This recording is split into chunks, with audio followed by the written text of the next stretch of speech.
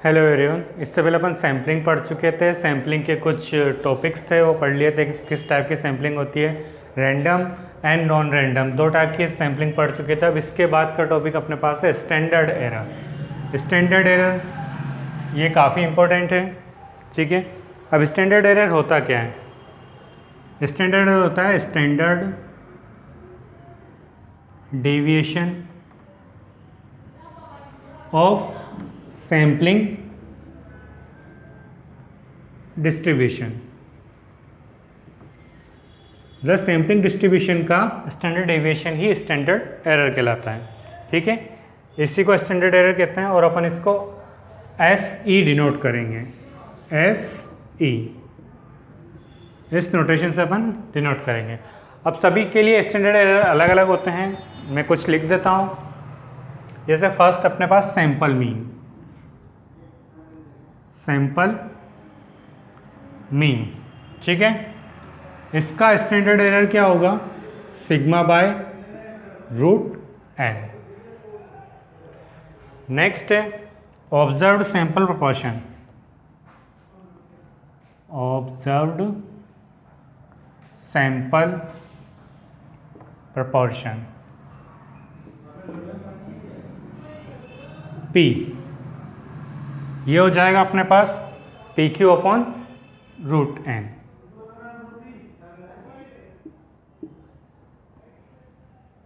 PQ क्या है? वो जैसे अपन बाइनोमियल में पढ़ते थे, सक्सेस एंड फेलियर का, या सैम्पलिंग के बाद की सक्सेस P होगी और फेलियर Q होगा। वो आगे क्वेश्चन करेंगे, समझ में आ जाएगा। थर्ड जो अपने पास है सैंपल SD।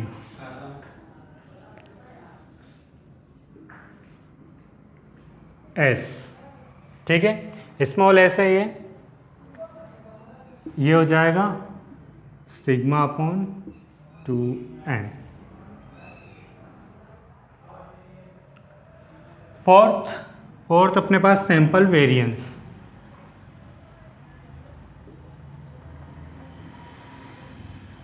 इसको अपन S स्क्वायर से डिनोट करेंगे, तो ये हो जाएगा सिग्मा 2 अपॉन n। ये अपने पास सैंपल वेरिएंस का हो गया। फिफ्थ अपना सैंपल क्वार्टाइल्स।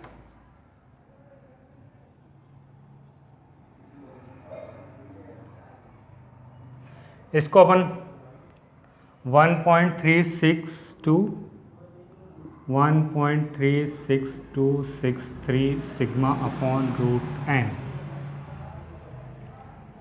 ये इसका सैंपल क्वार्टाइल्स का होता है। और सैंपल मीडियन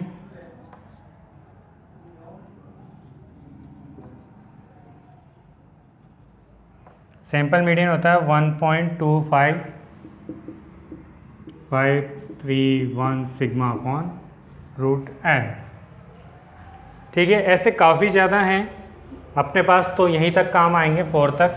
ऐसे और भी है, बुक में लिस्ट दे रखी है। एक तो 4 तो तुम्हें ये याद करने ही करने हैं, ये 2 भी कर लो तो ज़्यादा बेटर है। बाकी जो क्वेश्चन में आएंगे वो अपन कर लेंगे। ये स्टैंडर्ड एरर होते हैं, ये अपने को याद रखने हैं कि स्टैंडर्ड एरर है। अब स्टैंडर्ड एरर काम कहाँ आते हैं? स्टैंडर्ड एरर अपन लार्ज सैंपल थ्योरी में क्या करते हैं, एक नॉर्मल वेरिएट निकालते हैं। स्टैंडर्ड वेरिएट निकालते हैं, यही निकालते हैं ZX minus mu upon sigma. ये स्टैंडर्ड वेरिएट होता है। जिसको नहीं पता हो थर्ड सेम के वीडियो देख लेना, उसमें पता चल जाएगा। ये स्टैंडर्ड वेरिएट होता है। यहाँ पे क्या होता है, X म्यू अपना मीन है, सिग्मा अपने पास वेरिएंस होता है, स्टैंडर्ड डेविएशन होता है। तो अगर यहाँ सिंपल करेंगे, सैम्पलिंग करेंगे, तो सैम्पलिंग में क्या होता है, स्टैंडर्ड डेविएशन और सैंपल डिस्ट्रीब्यूशन, तो इसकी जगह स्टैंडर्ड एरर आ जाएगा। ये होता है नॉर्मल डिस्ट्रीब्यूशन 0 1। तो ये हो जाएगा Z इक्वल टू X की जगह अपन T मान लेते हैं सैंपल का, म्यू हो जाएगा एक्सपेक्टेशन ऑफ T, और ये हो जाएगा स्टैंडर्ड एरर। ये भी किसके, N0 1 के। यहाँ पर काम आता है ये स्टैंडर्ड एरर, ठीक है। ये लार्ज सैंपल के लिए। नेक्स्ट इसकी सिग्निफिकेंस लेवल चेक करने के काम आता है। इस टाइप से कि ये significance level P minus 80, standard error इस इनटू Z अल्फा। ये लेवल ऑफ सिग्निफिकेंस निकालने के काम आता है स्टैंडर्ड एरर। इस टाइप से और भी है, जैसे जैसे अपने काम आते जाएंगे अपन निकालते रहेंगे। जैसे सबसे मेन तो काम होता है कि लेवल ऑफ सिग्निफिकेंस निकालना, उनकी लिमिट निकालना। लिमिट समथिंग कुछ इस टाइप से आती है P ± 3 PQ अपॉन N। वैसे तो यही होता है P ± 3 स्टैंडर्ड एरर, पर P वाला यूज़ कर रहे हैं तो स्टैंडर्ड एरर क्या आ रहा था अपने प्रोपोर्शन का PQ अपॉन N। सबसे ज़्यादा काम इसी में ही आएगा अपना, लिमिट्स निकालने में स्टैंडर्ड एरर का काम। तो अपन आगे देखते हैं टेस्ट ऑफ सिग्निफिकेंस।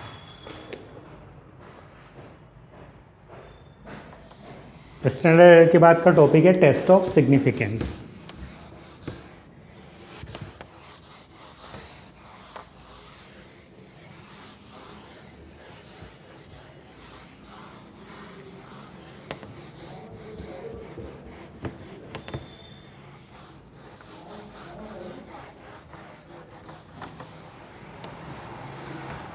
देखो क्या होता है टेस्ट ऑफ सिग्निफिकेंस।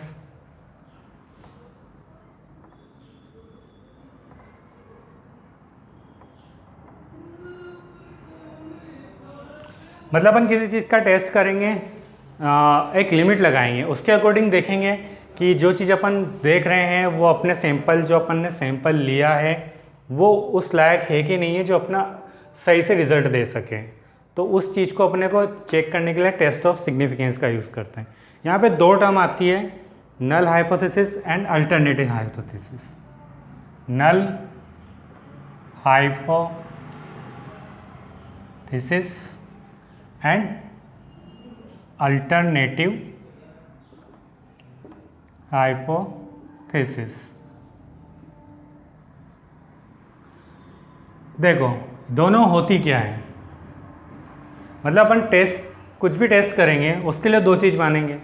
एक तो वो उसके बराबर हो, मतलब जैसे अपन ने माना है कुछ डाटा है अपने पास, इस पॉपुलेशन का अपने पास जो मीन निकला है वो म्यू निकला है, ठीक है। म्यू है मतलब अपने को इतना चाहिए कि इसका इतना मीन होना चाहिए, क्वेश्चन में दिया होगा कि इतना मीन होना चाहिए। तो नल हाइपोथेसिस क्या मानेंगे, अपन ने जो सैंपल लिया है वो μ0, वो अगर इसके इक्वल हुआ तो ये नल हाइपोथेसिस, और सेकंड इसका जस्ट उल्टा मानेंगे, नॉट इक्वल टू म्यू।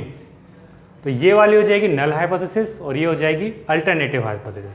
ऐसे भी मान सकते हैं कि μ0 लेस देन म्यू, तो ये मान लेंगे mu is greater than mu. ये हो जाएगी अपने पास अल्टरनेटिव, ये हो जाएगी नल। तो जैसे जैसे क्वेश्चन आएंगे समझ में आ जाएगा क्या है।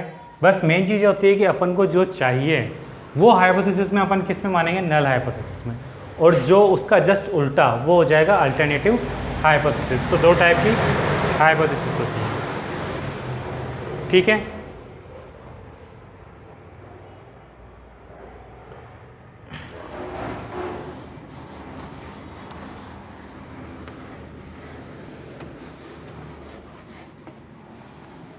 इसके बाद एरर इन सैम्पलिंग, ये काफ़ी इम्पोर्टेंट है। एरर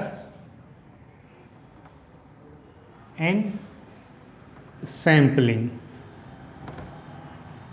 दो टाइप के एरर होते हैं, टाइप 1 और टाइप 2। देखो टाइप 1 एरर और टाइप 2 एरर होगा क्या कि अपन टाइप 1 एरर में जैसे अपन ने कुछ भी किया, अल्टरनेटिव को अपन हमेशा H0 से डिनोट करेंगे, और सॉरी नल को H0 से और अल्टरनेटिव को H1 से। तो ऐसा हो सकता है कि ये ट्रू हो, या तो ट्रू होगा या फॉल्स होगा, या तो ये भी ट्रू होगा या फॉल्स होगा। अगर ये ट्रू होगा तो ये ऑटोमेटिकली फॉल्स हो जाएगा, ये फॉल्स है तो ऑटोमेटिकली ट्रू हो जाएगा। तो या तो सिर्फ इस पे देख लो या सिर्फ इस पे देख लो।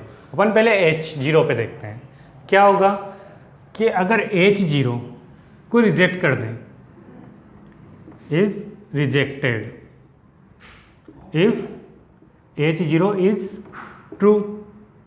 अगर ट्रू है तो अपने को एक्सेप्ट करना चाहिए, लेकिन अपने पास H0 ट्रू थी फिर भी अपन ने उसको रिजेक्ट कर दिया, तो अपना फर्स्ट एरर क्या हो जाएगा, ये टाइप 1 एरर हो जाएगा, क्योंकि गलती हो गई, ये ट्रू है तो अपने को एक्सेप्ट करना चाहिए, जबकि ये रिजेक्ट हो गई, तो ये टाइप 1 एरर। टाइप 2 एरर में क्या होगा, H0 is accepted if H0 is false. अगर H0 गलत है फिर भी अपन ने एक्सेप्ट कर लिया तो टाइप 2 एरर होगा।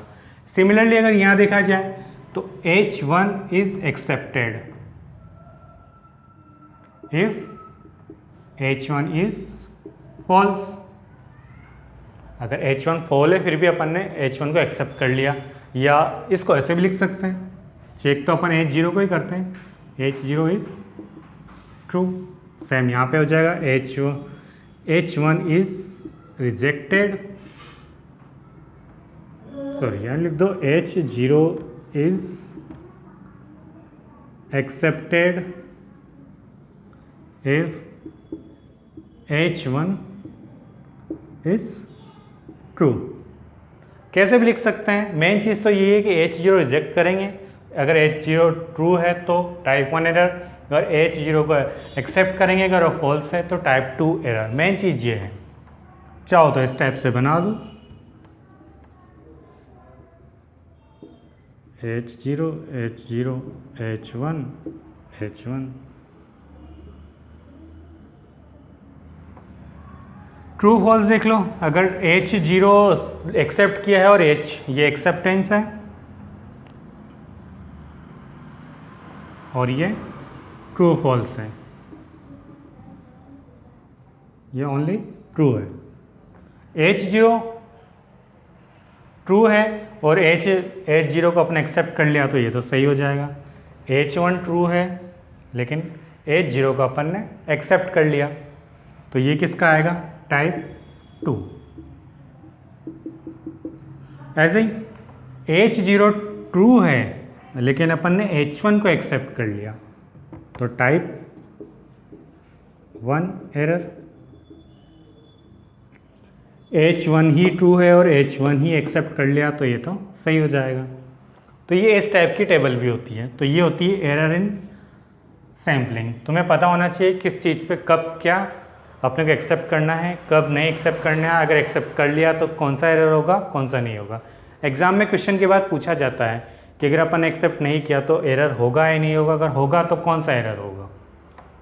ठीक है, नेक्स्ट क्रिटिकल रीजन और लेवल ऑफ सिग्निफिकेंस।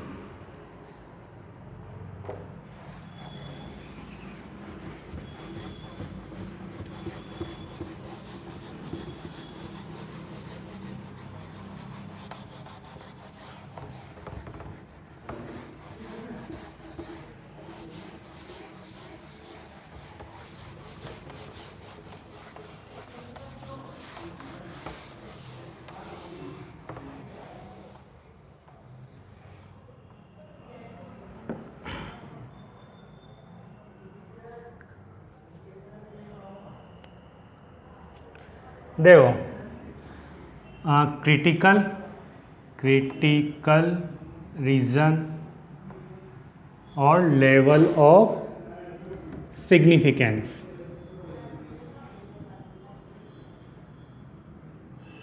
ठीक है, क्रिटिकल रीजन क्या हुआ, कोई अपने को एक फिक्स रीजन दे दिया जाएगा, वहां पर H0 को अपन रिजेक्ट कर रहे हैं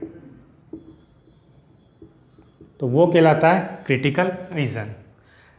सिमिलरली अगर इसको लेवल ऑफ सिग्निफिकेंस एक्सेप्टेंस का होगा, अगर इसको अपन एल्फा माने तो क्रिटिकल रीजन क्या हो जाएगा 1 माइनस एल्फा। ठीक है, तो ये तो हो जाएगा रिजेक्ट का, ये हो जाएगा एक्सेप्ट का। ये याद रखना कि क्रिटिकल रीजन क्या होता है, एज 0 को जहाँ जिस रीजन में रिजेक्ट किया जाता है, क्रिटिकल रीजन ऑफ रिजेक्शन, ठीक है, उसको कहते हैं अपने पास क्रिटिकल रीजन ऑफ रिजेक्शन। और जहाँ एक्सेप्ट किया जाता है वो कहलाएगा क्रिटिकल रीजन ऑफ एक्सेप्टेंस। ये दोनों ही है, ये एक्सेप्टेंस का हो जाएगा, ये रिजेक्शन का हो जाएगा, ठीक है। एरर के अकॉर्डिंग देखा जाएगा वो। और लेवल ऑफ सिग्निफिकेंस जस्ट उल्टा होता है। अभी बताता हूँ क्या है इसमें। देखो अपने पास हाइपोथेसिस मानेंगे, एक तो 5%, एक 1%, एक 10%। तो ये हो जाएगा 0.01, ये 0.05 एंड ये 0.1। ये होते हैं लेवल ऑफ सिग्निफिकेंस, ठीक है। इनको कहेंगे अपन एल्फा।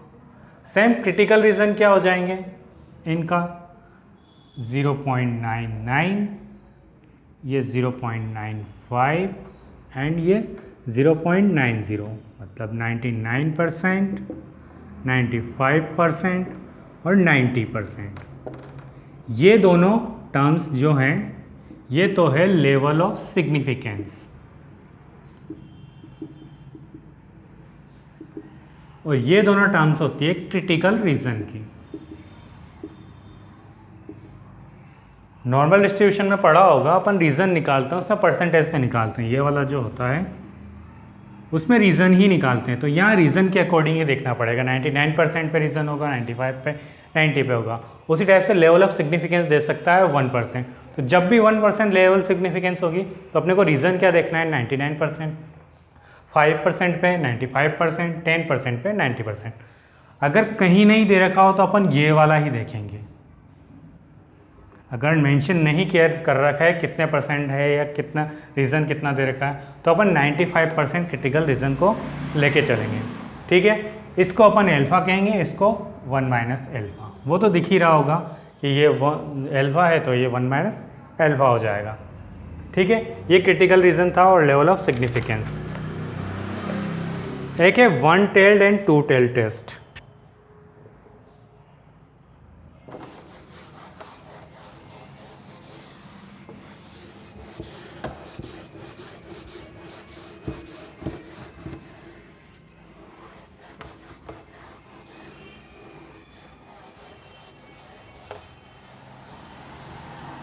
नेक्स्ट अपने पास 1 tailed and 2 tailed test. 1 tailed and 2 tailed test. देखो टेस्ट करने के लिए अपने को रीज़न डिसाइड करना होगा, ये इस टाइप का एक है। 2 टेल्ड का मतलब अपन दोनों तरफ से देखेंगे, इस तरफ का भी देख सकते हैं, इस टाइप का भी देख सकते हैं। तो ये टेस्ट हो जाएगा 2 टेल्ड। अगर अपने को इधर वाला ही देखना है, सिर्फ इधर रीजन का, तो ये लेफ्ट टेल्ड टेस्ट। इधर का देखना है तो राइट टेल्ड टेस्ट। ये 2 टाइप के टेस्ट होते हैं, 1 टेल्ड एंड 2 टेल्ड। टेस्ट कैसे करेंगे अपन नेक्स्ट क्लास में पढ़ेंगे, यहाँ का सिर्फ इतना ही है। नेक्स्ट क्लास में अपन क्वेश्चन करेंगे, उससे पता चल जाएगा कि 1 टेल्ड लगाना है या 2 टेल्ड लगाना है, ठीक है। नेक्स्ट क्लास में इसके आगे का पढ़ेंगे। आज के लिए बस इतना ही।